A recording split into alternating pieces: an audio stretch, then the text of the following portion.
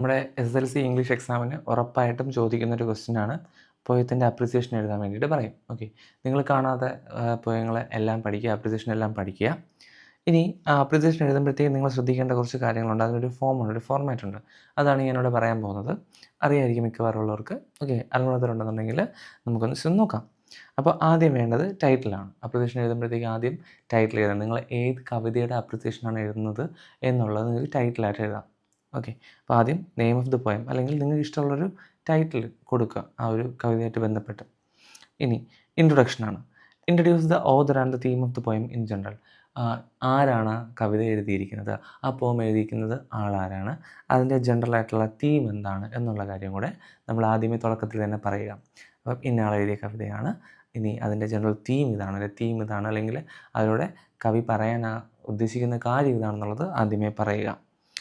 അത് കഴിഞ്ഞിട്ട് interpretation of the theme. ആ തീം എന്ത് ചെയ്യുക, നമ്മൾ വ്യാഖ്യാനിക്കുക.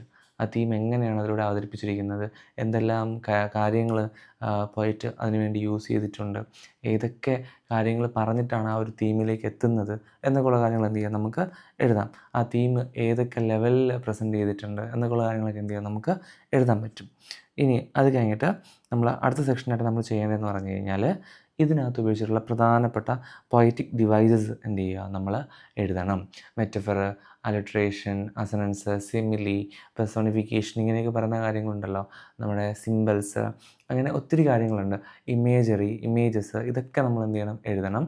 അത് വെറുതെ ഇങ്ങനെ എഴുതി വെച്ചാൽ മാത്രം പോരാ, നമ്മൾ ആ പോയത്തിൽ നിന്ന് നമ്മൾ എന്ത് ചെയ്യണം, എക്സാമ്പിൾ കോട്ട് ചെയ്ത് എഴുതണം. ലൈൻസ് എന്ത് ചെയ്യണം, നമ്മൾ എഴുതണം. അപ്പം ഇന്ന ലൈനിൽ അത് എന്താണ് മെറ്റഫർ ഉണ്ട്, അല്ലെങ്കിൽ സിമിലി ഉണ്ട്, പെർസോണിഫിക്കേഷൻ ഉണ്ട് എന്നുള്ളത് നമ്മൾ വ്യക്തമായിട്ട് എന്ത് ചെയ്യണം, നമ്മൾ എഴുതണം. പിന്നെ അതിൻ്റെ റൈം സ്കീം എഴുതാം, അതിൻ്റെ ടോൺ എഴുതാം, ഇതെല്ലാം നമുക്ക് എന്ത് ചെയ്യാൻ പറ്റും, എഴുതാൻ പറ്റും.